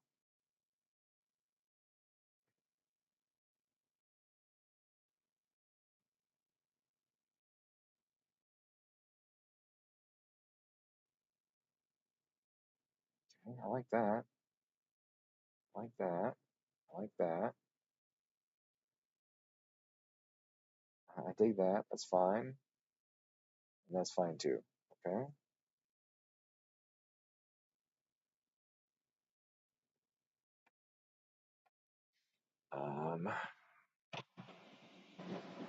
What's up? Ready for that blow by? The what? Is it ready for that blow by? Not even close. Not even close? Not even close. This one fucked up? It's I have 0 maps for an 18 that I can use. Oh, no. Because I have to use the tier 1 account, right? I can't open my old maps with this, so I got to start from scratch. So I use the Cobb map, and I open it up, and there's a bunch of shit that was like, I'm not sending the guy with that. So that's what I'm adjusting now. Sweet. So. Yeah. That's cool. I was just checking. I heard say, Island for a minute, so I didn't know if you needed an unstrap or what the deal was. I've done 0 polls. Oh, really? Yes, not a single one. I've been out and about. And yeah, I've done 0. Shit. Okay. I'm still dealing with shit. That's all good. So. All good. It's been a good time. So just checking in. And the Cobb software was doing Cobb things, and it's awesome. It was pissing me off. It's actually software that you designed. To fucking have the old maps on the access port. Even when you update the access port, the map is a deprecated map. So I go to open the map that's still provided on the access port, even after it's been updated. In the software, like, oh, this map's not. We gotta do something about that. Like, it's not good. But that's what's on the fucking port. I updated, I cleared it, reset the default, bring up all the old maps again, or bring up the factory maps that are on here. The most updated maps on the export, deprecated. So I had to take it, open it in here, save it, and then flash the new map to the ECU. And it was actually quite different. It took a long time to flash. And what changed? So, like, that's weird. Just opening it with the non-deprecated logic changes it a bunch, which I get there's rewrites and some shit, and the logic for the flex fuel and all that. I get that, but it just seemed weird to me that it would still be the old one on the export and not the modern one. I don't get it. So stupid shit. And then this, I saved it and it closed the comparison. I gotta reopen the comparison again because it closed it out. I don't know when they added that. That's a new feature. It's not a feature per se that I want. Yeah. But I want to see what Cobb adjusted so I can go through and make sure those adjustments made sense. So. Well, that's good. Yeah. Okay. All right, dude.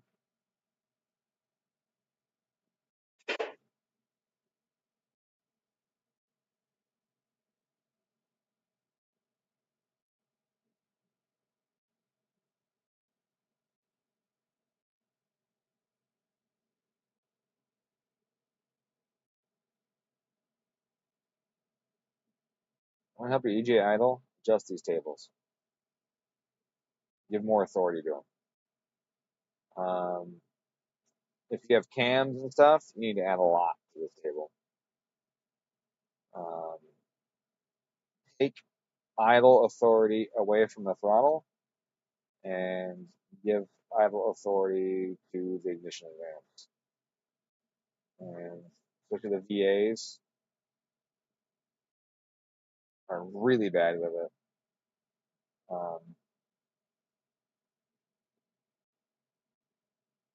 Like right here, idle stability table here. Holy shit, is that aggressive? Like this table is so aggressive. Now, this is a stock car, so it doesn't need big changes or anything to it. Oh, well, that did not work. Look at that. But you can pull a lot out of this map to alleviate an oscillating idle on these cars. So remove stability out of here and add airflow. Add airflow to it, and then where do you initialize it? Add airflow to down here to the idle targets, airflow maps and all that, and then do that timing tweak more than I did. I only did 25% to this car to aid a little more timing authority for idle, but if you do quite a bit more, they will recover and idle so much better. Oh no, I told secrets. I told tricks to the trade. Don't do that. You got to keep it all secret. And it's true. I'm training my competition sometimes.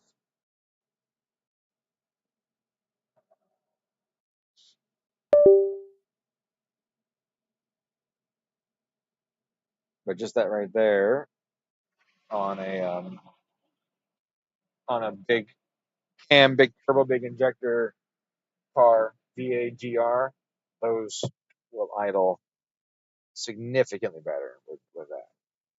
Significantly. Like you can almost completely remove an oscillation that exists if you do that because the throttle blade just goes back and forth on the factory settings. You slow that blade down, leave it hanging open a little bit more, and give it more timing because timing is instant torque, right? Timing is instant torque at the engine. Airflow is a delay time. When the time that throttle body opens, it has to pressurize the manifold or depressurize it less, right? It has to pressurize the manifold, get the air moving. You get an accelerated column of air and to get it into the engine. And there's a delay time there. So from the time that the idle control system goes, oh shit, idle's low, need to add air, the idle has already fallen some more. And you can see that if you look at idle stability tables on other cars. A little bit on this one, but even this one could use more assistance. The factory idle stability table is actually kind of shitty.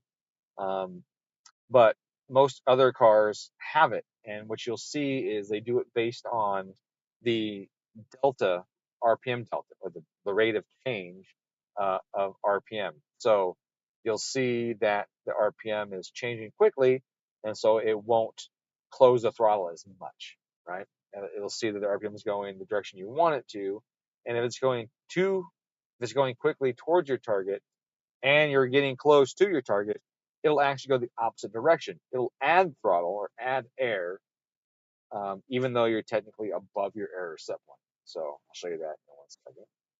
This is my reflection this time.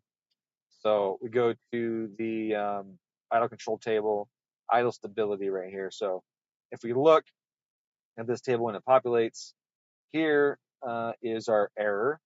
This way, left and right is the error. Up and down is the speed at which the engine is going up or down, right? So in this case, we are above our error, above our thing. So our idle is actually high, but the RPM is dropping fast, as you can see here. So the RPM is dropping and we're still adding throttle in this situation because it knows that even though we're above our idle set point, we're only above at 100 RPM. If we're above at 100 RPM and it's dropping at 50 RPM per second or whatever rate this is, then we're going to go under it. We're going to pass under the error and go clean under it. So it knows not to shut it too far. But if we're at our target right here and our delta RPM is 0, look at that. We're not adding or subtracting any airflow to the engine. But here we are above the error and we're adding more. We're above our idle target, positive error, but we're still adding error to it because we see that the speed of the crank is going down. But in this situation here, we're above the target, so our idle is high. And we're also accelerating the engine. So it's like, whoa, whoa, whoa, pull it down, right? You see there that it recognizes that it isn't just based on the error, it's based on the error and the direction. And that is very much a 3D representation of both proportional and derivative on one table. I could formulate a proportional, integral, and or derivative tables, but this one here is basically the left side here is effectively derivative, and this side here is proportional. So the output based on our error and the output based on the rate, right? So we almost have a PD strategy right here in one table on its own without needing individual coefficients for each of those. The benefit of that is typically like a proportional table, you give a coefficient for it saying for every error amounts, or every X amount of error, so 5 error or 10 error or whatever our error value is, for every that much, add or subtract this much, right? A certain amount to it. It's just a coefficient. This, at least, if we look at it, we can see, hey, we look right here. This is not the same, right? Because here the error is 50 and we're adding 9, or we're adding 5, or we're adding 4, or we're adding nothing, right? So this isn't just a coefficient at this point of proportional. This is it is based on proportional, but then it's affected by a derivative. It's kind of cool, and it's hard to explain, but I think I might have explained it if you understand what I'm saying. The idea is that I'm not relying on a coefficient. I can actually create my own table based on those things. Hope that works. Do some fast transients, traction control, ABS all over the place. Idle is actually more stable than it was before. Go figure.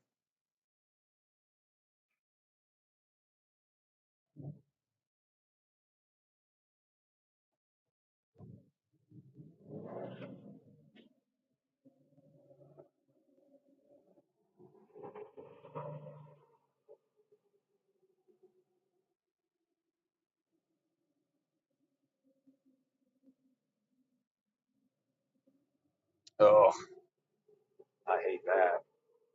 I just let off the throttle a tiny bit. The thing came to fucking idle almost on the dyno.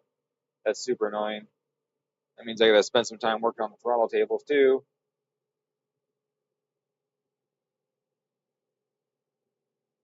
Right now, I am going through the logging list to get the parameters up for this.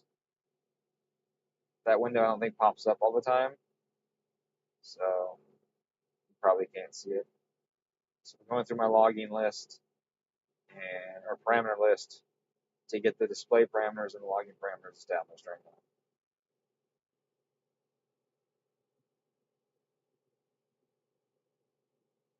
So some duty cycle on there. For the injectors, since I'm on stock injectors. Ooh, man, there's a flat spot on this tire. It is hard. You can hear it like big time smacking away on the back here. One of these doing e-brake turns or what, but there is definitely a flat spot in the rear of this thing. Jeez Louise. Uh,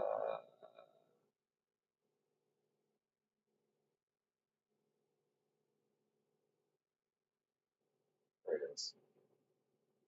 Oops. Down there. Copy, paste.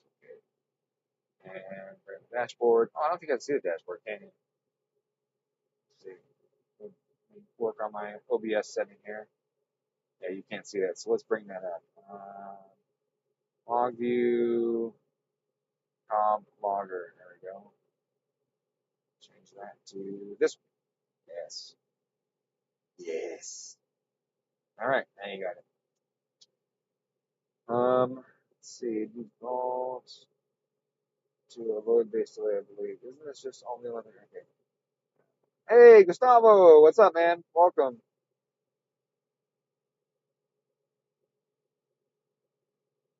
Gonna be just avoiding boost creep manually, or something about that with the parts. There's no such thing as avoiding boost creep, um, other than your foot.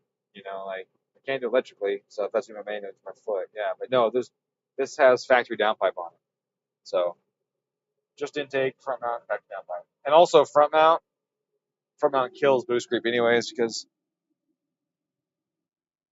they're not great on the stock turbo. All right, so what I'm gonna do here is I'm gonna load this car and see if I'm getting open loop fast enough. Because obviously I disturbed the way Cobb did it. Oh yeah, it's plenty fast there. So since I changed their settings, see if they knew something I didn't. So here I am cruising now. You can see my correction 7%, 6%, okay, 4%. It's decaying away. I'll dig that. Command AFR is pretty lean right there. If you see a 15.5, that's because the evap system is currently open and operating. So the evap system is pulling vapor out of the fuel tank. So we see that lean commanded AFR. What will happen is eventually it'll draw that tank down into a vacuum again, and that commanded AFR will drop down towards 14.7 again. But you see right now, it's opened up even more. It actually went up a higher, 15.7. So that means it's cycling the evap solenoid even more than it was a little bit ago. And it does that because it knows when it opens that evap solenoid that is drawing fuel vapor into the engine, and fuel vapor is not just displacing air, but also more combustibles in the engine, and thus leaves us fuel. Do you remember what Proton's car made? 260, something like that.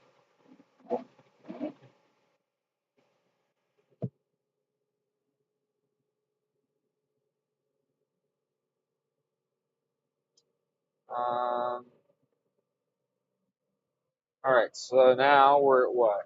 Where's my pressure at? -4.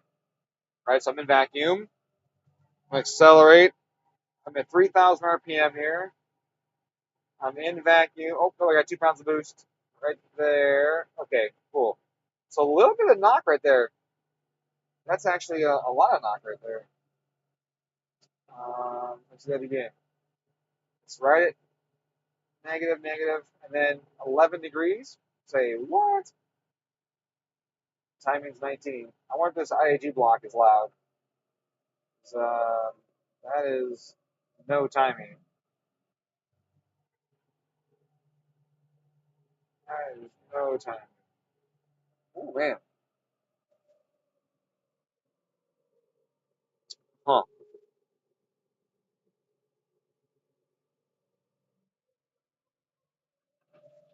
So look at that.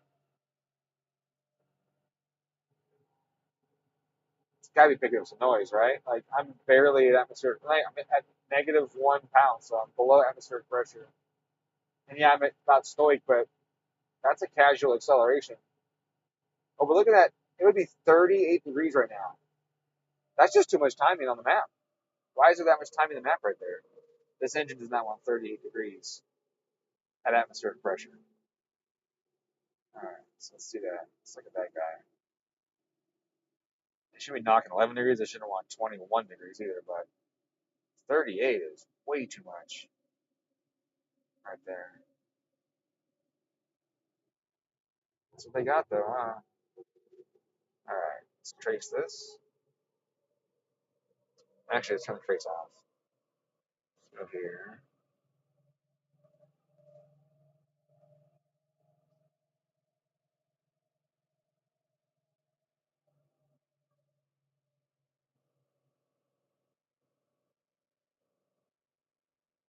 Please.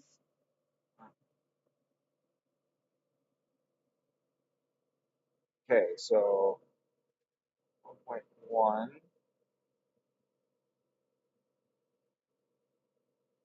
They pulled some out of it too to help out.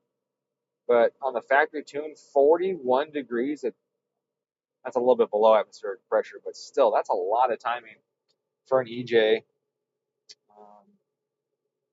It's a lot of timing. That's too much right there. I don't like that much. Wow. So right there, we're at atmospheric pressure, and it's at 19, which is low. Right here, it should be like 28 or so. Oh, 90 boost. Right here, it's about 28, and it's 25. So it's really aggressive in that region right there for the factory. Luckily, it's not a stock block right now, so if that actually is knock, it's extremely low power knock. That's important to realize too, right? There's no fuel in the cylinder right there.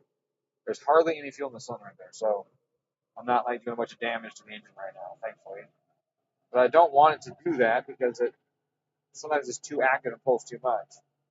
And I don't want it to have to pull that much at least. A degree or two of learning, I'm fine with that because that means the car is trying to use its octane function like it's supposed to. Why is this doing it? Okay, so right there, it's 39. Okay, that's a long. Okay, so on this one, oh, that's interesting. So on a lot of cars, atmospheric pressure on a 2.5 liter is usually like a 1.1, 1.2 load. This is showing a 1.0 load. That's really interesting. Um, I gotta piss so bad. What's up? This Carson's action sport.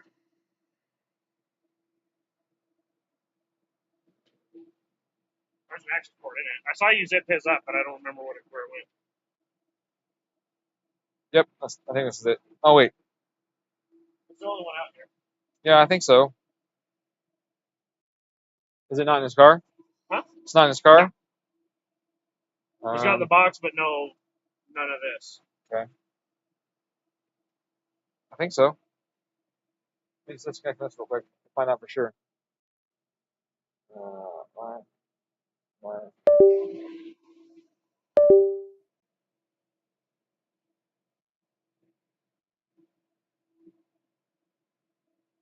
Is that him? Does he have a GR? Yeah. Okay. I mean, I assume so, but double check. No, yeah, I don't want to give somebody else access for it.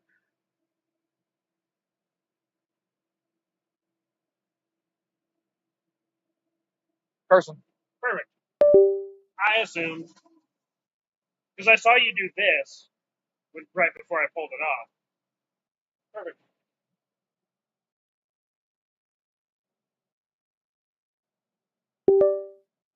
All right, I'm gonna use the restroom. I'll be right. This is my here. This is gonna hear my weak old man pee stream.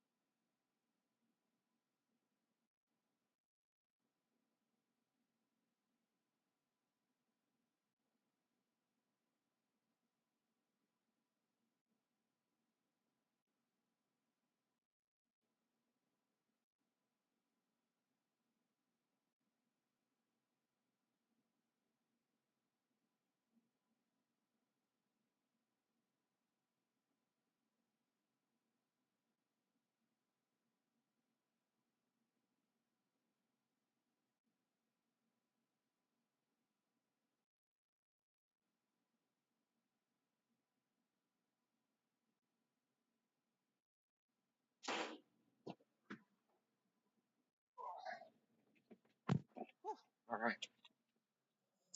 All right. So I want to talk about what just happened there again. It's really interesting. I was saying because the load is low to me. Usually on a 2 liter, I get about a 1.0 load when you rev it and it's at atmospheric pressure. And a 2.5 is usually like 1.1 to 1.2 at atmospheric pressure. But this one's a 1.0, and that's really interesting to me. If you excuse me, if you think about it, this is grams per revolution, right? So if you cut it in half, it's grams per cylinder. And a 2.5 liter has bigger cylinders than a 2 liter. So it would make perfect sense if it was 10, 20% higher per cylinder. Why isn't it exactly 25% higher? Well, there's differences in VE based on rod ratio, cams, ports, stroke, you know, charge coefficients of the cylinders, et cetera, et cetera. So it's not going to be exact 25, but it's usually, like I said, 1.1 to 1.2, and this one is 1.0, and that is really peculiar to me.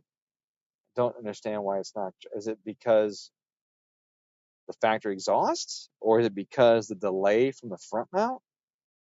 Like that's a significant reduction in airflow at atmospheric, and it's got me wondering. It's got me wondering. I'm not gonna lie to you. That's weird. And this isn't my old laptop, so I can't compare it to old maps that I used to have. Let's compare this 13 STI. I'm gonna compare this time map to a 13 STI and see how much we got going to the mid range there.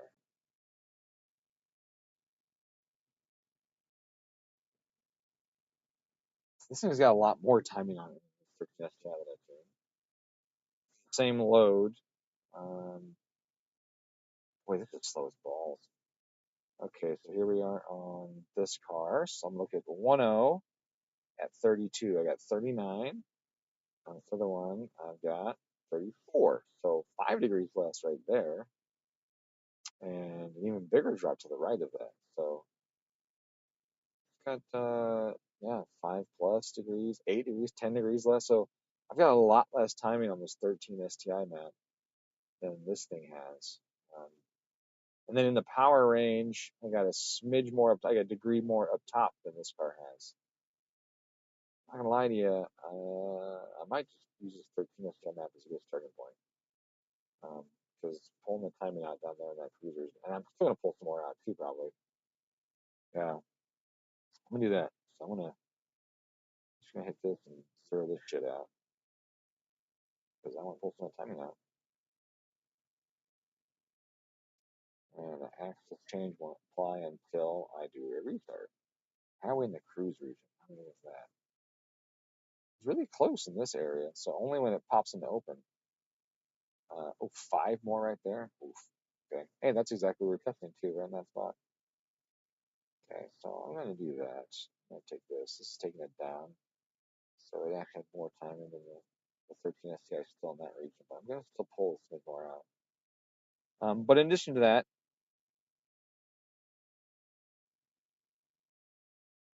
that's a big switch right there. And that must be affected by the TGB map. So I'm going to do that.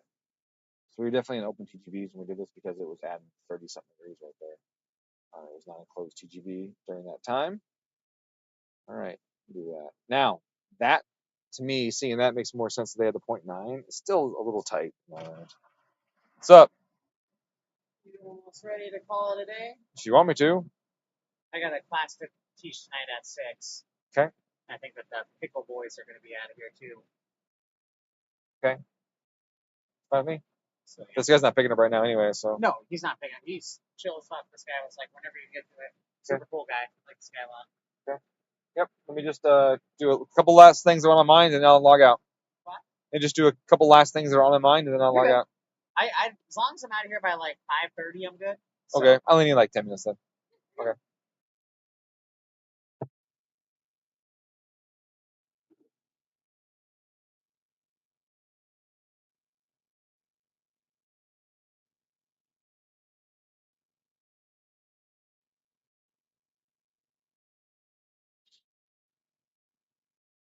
Yes. Oh.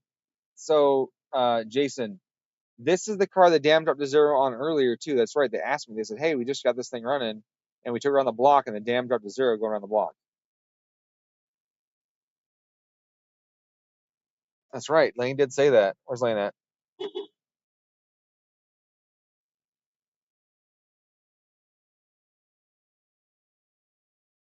This is that car, I bet. Let me get Lane here to find out. Is this the car the dam dropped to zero on? Yeah. It just did it again. No. Okay. Okay. So did you check the knock sensors? Okay. No, I just put the intake on it. Okay. So we should check that then. I mean, the timing is still really aggressive in that spot for some reason on the map, which is weird, but that would mean that like, every one of these has the dam drop to zero when they drive it around the block, and that would make any sense. Not done the same. No, something's fucked up. So I'll try the knock sensor. say what? Is that as per usual? Yeah, right.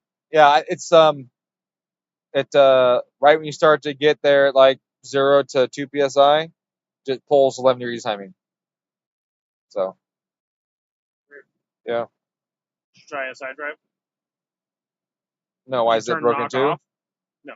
Oh, Turn knock sensitivity to off. well, see ya. When are you back next?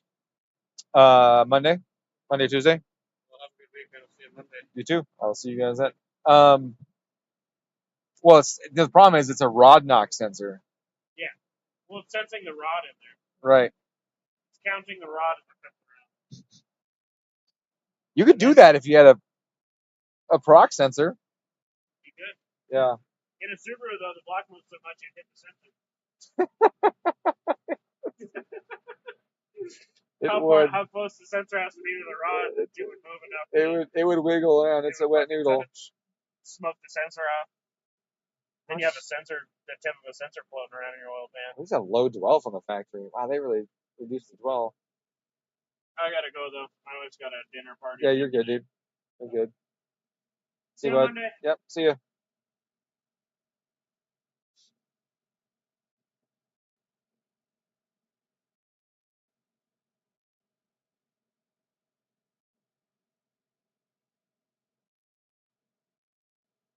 Yeah, somebody put a block in this thing. So this was brought to Tier 1, and I can't remember. Oh, that's what it was. The guy had another shop do it, and it wouldn't run. That's what it was. It wouldn't run, and so Blaine's like, "Hey man, well I got it running, and the tack jumps around and it likes to die a lot." He's like, "You think it's like the crank sensor?" I was like, "I think it's the crank trigger. Like they broke a tooth off of it." He was like, "Oh, motherfucker." And so we popped the alternator off and pulled the crank sensor out and looked down, and sure enough, there's a tooth missing right there. So, whatever shop did it also sold him a bunch of other crappy parts, and they took a bunch of those parts off and fixed a bunch of stuff while it was here. So they didn't put the engine in, but they did fix a bunch of stuff bolted to it. So the other shop may have the knock sensor loose, not plugged in all the way, or rotated wrong, not torqued enough, or whatever. So judging by the rest of the work that I saw, that would not surprise me, honestly. Um, so that's good.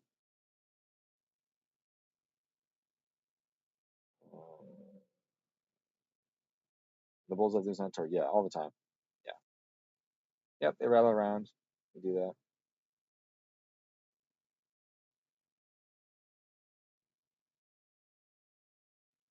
Still a lot of timing though. And the closed loop did not target Richard for me in that zone.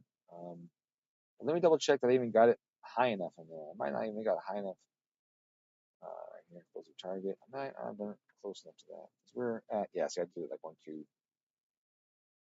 What's that? 1-2 is where I added fuel. And we're right here. So that's actually really good. As long as it pops open or if it targets the Richard thing fits that zone, we're in good shape. So I'm fine with that. 2 pounds of boost being lean, I'm not too keen on. And definitely not at 40 degrees of timing. I'm glad I pulled 5 degrees out of there. But I also think that the knock sensor needs to be addressed. So we'll definitely have them take a look at that.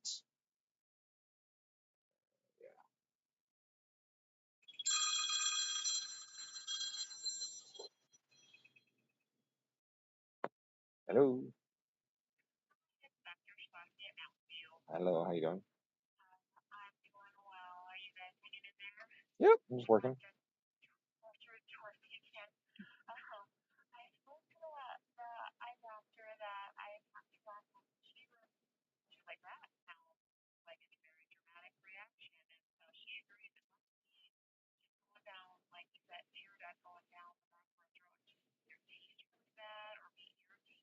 Yeah,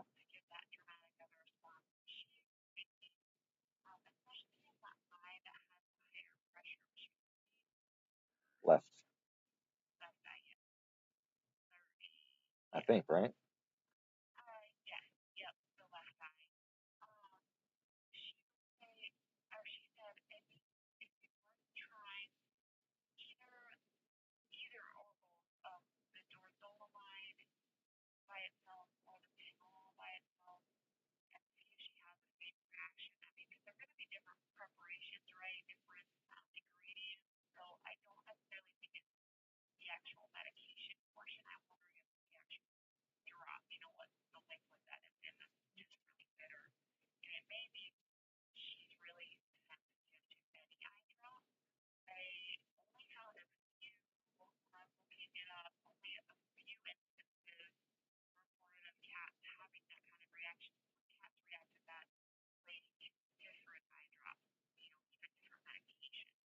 Okay.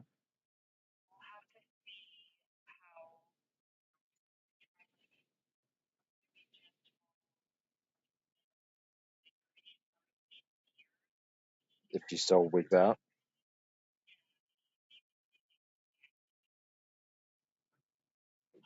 she's just being a drama queen. Just being a drama queen like her mom, is what you're telling me. I was kidding, anyways.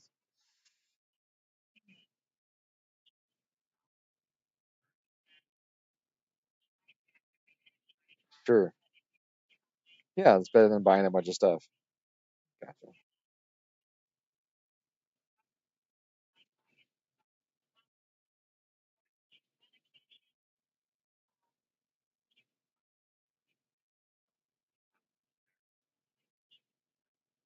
Is it the one she has right now? What she have right now? Is it the one she has right now?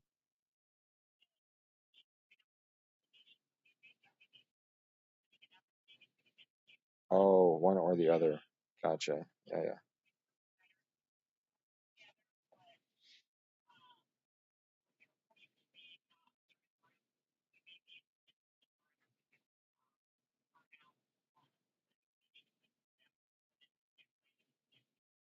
Gotcha. Okay. So I have some artificial tear stuff. Is there a certain concentration I should be looking at or whatever? Or something that the cats wouldn't like that I should stay away from or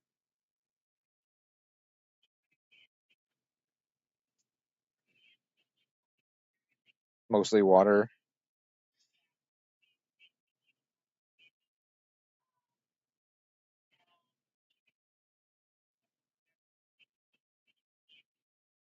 Hmm.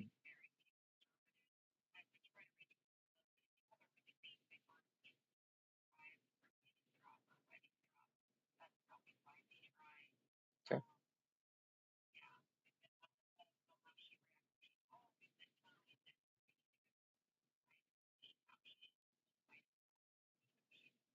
Okay. Yep. Yep. Yeah. I'm hoping that she doesn't freak out with the other stuff. I'm hoping it's just that this one is just really bad because it's definitely traumatic. And I'm like, I feel so terrible. Like I do this twice a day. My cat's never going to sit on my lap again.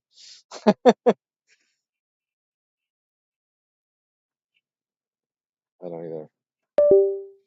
All right.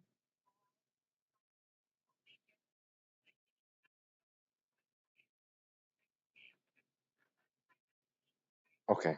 Thank you very much. I appreciate your help. All right, thank you. Bye. I realized I made a joke about her being a drama queen like her mom, and she doesn't know that my wife is technically her stepmom, and that's the joke in our house because I got Dorothy, my cat, when I was married to my previous wife. So she probably thinks I'm saying that my wife Teresa is a drama queen, but she definitely isn't. She is the opposite of that. I totally like that in that department. But unfortunately, the vet wouldn't get that joke because I told it to someone who doesn't understand the context. So I screwed up there.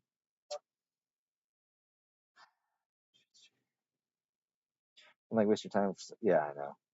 Yeah, it happens. But I mean, a lot of this industry is exactly that. It's at least for me, it's always been fixing other people's mistakes, and that's just been the way that this industry has been for me.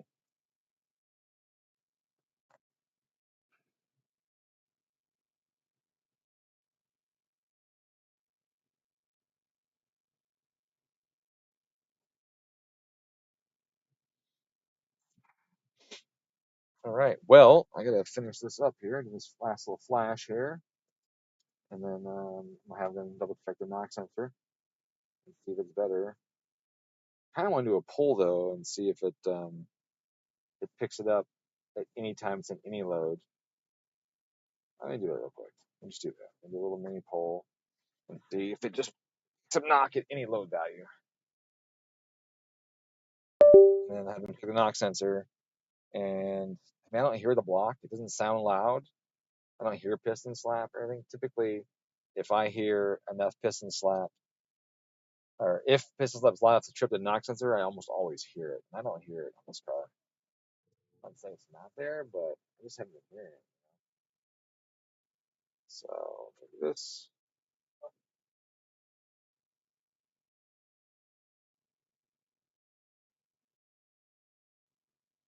I mean, I did some real stuff here. I talked about the timing maps, talked about closed loop fueling, I talked about the delays and how they work and how they do these certain changes. And some that I liked, some that I didn't.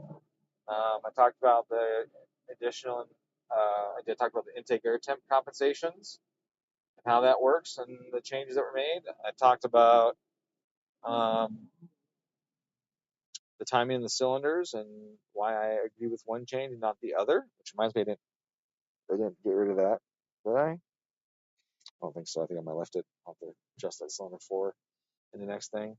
Um, I talked about quite a few things, honestly, and I think they're important things. They're not like make power, but they're absolutely things that need to be thought about to get a car to run right, or at least last.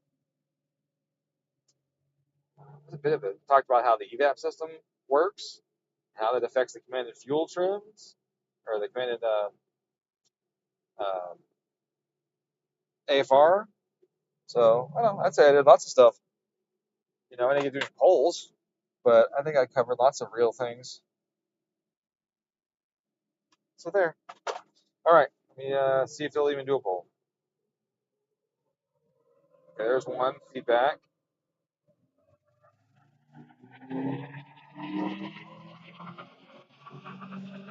Oh,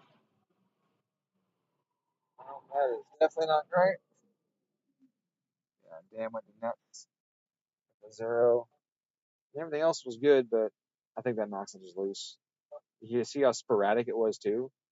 How the fine knock and the other one reacted, these little jumps and bumps, and then that, and then that, and then negative that. So, I mean, let's look at this. It's 12 degrees of timing at 5,500 RPM, 8 pounds of boost, and well, rich AFRs. Obviously, it's lemon through there, but and rich AFRs. There's no fucking way it's not gonna happen, right? Like that's not that's not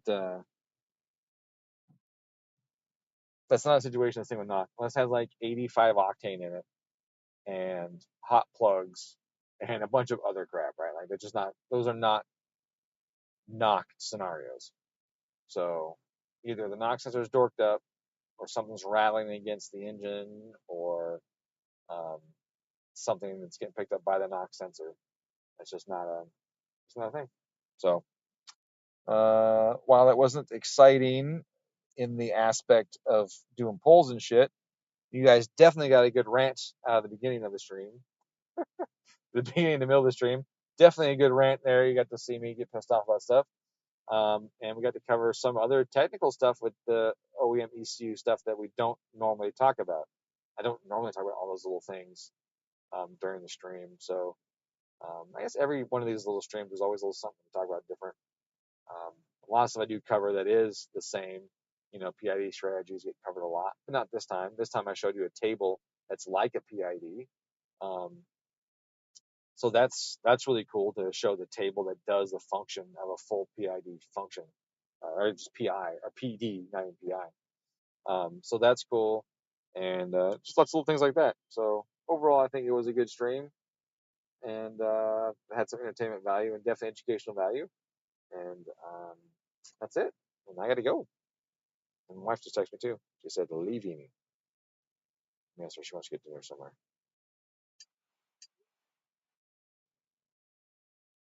and all that. So, anyways, y'all, I hope you have a great day and a great weekend. If I stream tomorrow, it will be doing suspension stuff on side by sides, or an engine swap in a car that I might be doing tomorrow as well. So we'll see how that goes. So maybe I'll see you tomorrow if you guys care about suspension shit.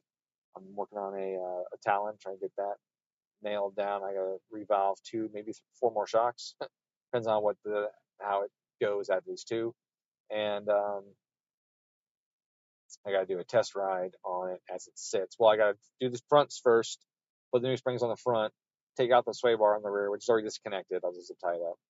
Take it for another ride, make sure that it's good, and then maybe do some more revalving or spring changes or whatever. So I'll probably stream some of that so we can hang out, shoot the breeze, maybe see the shock dyno in action, see me change some stacks out, things like that. And if I'm not listening to my college courses on tape, that's how nerdy I am. I drive to work and I listen to 25-minute lectures on Judaism, the Constitution, um, physics, and just other stuff that I have just to keep myself always learning. Always learning. Damn it, it's important. Always learning, always improving. Never satisfied with who I am because I know there's so much that I don't know. And that goes for any of us because nobody can know anything except the internet. All right, guys. Thanks for stopping by. Hope you had a good one. Thanks, Jason, for trying the super chat. I appreciate you giving it an attempt. And that means a lot. So thank you guys. I hope you have a good weekend. Like I said, maybe I'll see you tomorrow. Peace.